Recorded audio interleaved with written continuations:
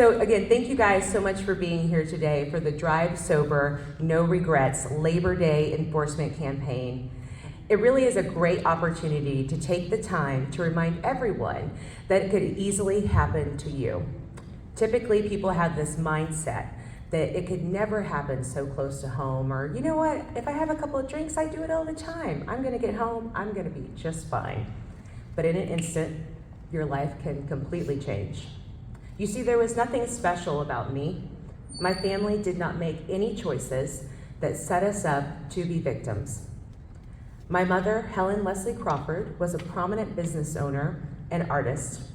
My father was a general contractor and known around town as the sheetrock man.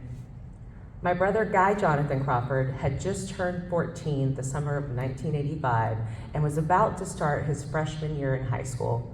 Such a pivotal moment in one's life. But right before a holiday weekend, my father had just finished a huge contracting job, and the whole family had gotten together for dinner to celebrate that evening. Everyone came from all over the state of Texas just to be together, but it was a typical Wednesday night dinner, nothing special. My dad was driving home that evening while my teenage cousin sat in the rear seat behind my father. My mother was sitting beside my cousin in the back seat, and then for myself, I was actually only 6 months old, and so I was in this rinky little metal contraption that they called a car seat back in 1985. They actually put it in parentheses in some of the newspaper articles because it was such a odd thing to even think about. But I was facing forward in the front driver's seat. You know, the 80s, right? Hopefully we've all learned a thing or two since then.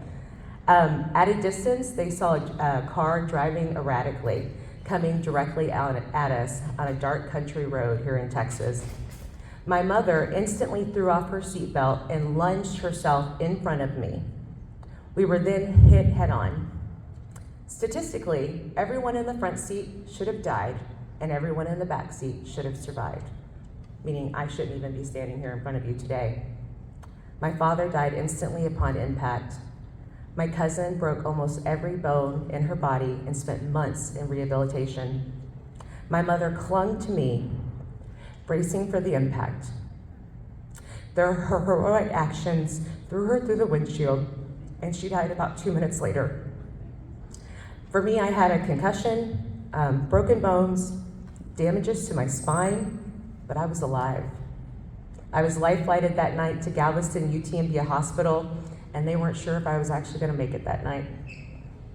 And my brother, again, 14 years old, pivotal moment, but he's just sitting at home on a Wednesday night waiting for his parents to show up. And he gets the call that would change his life forever. And for years, he replayed that moment over and over in his head. He would talk about sitting in the hospital parking lot, what he saw, what he smelled, seeing my grandfather cry for the first time ever. My brother spent years trying to recover from that night. You see, even though my brother, Guy Crawford, was not in the car that night, that man killed my brother as well, the brother he was supposed to be. It just took him 35 years, 11 months, and 18 days for him to succumb to those injuries, and we lost him to suicide in June of 2021. This is the ripple effect that drunk and drug driving does. The people around you are the ones that are left to survive the life sentence of your actions.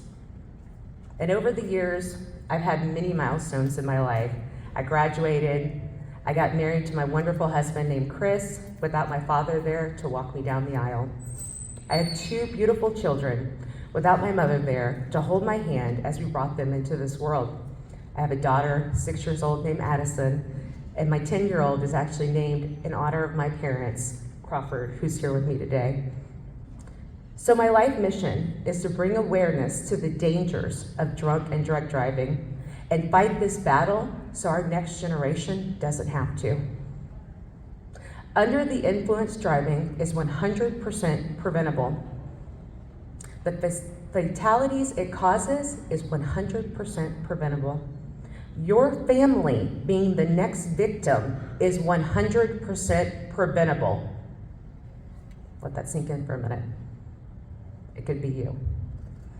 So now my son Crawford-bowers would like to share a few words with you all.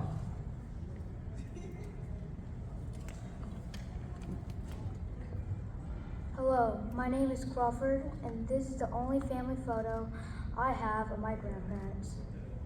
And even though I may never get to shake my grandfather's hand or give my grandmother a hug and tell her thank you for saving my mom's life, it is an honor to be named after them and continue their legacy by bringing awareness to the dangers of drunk driving. Thank you.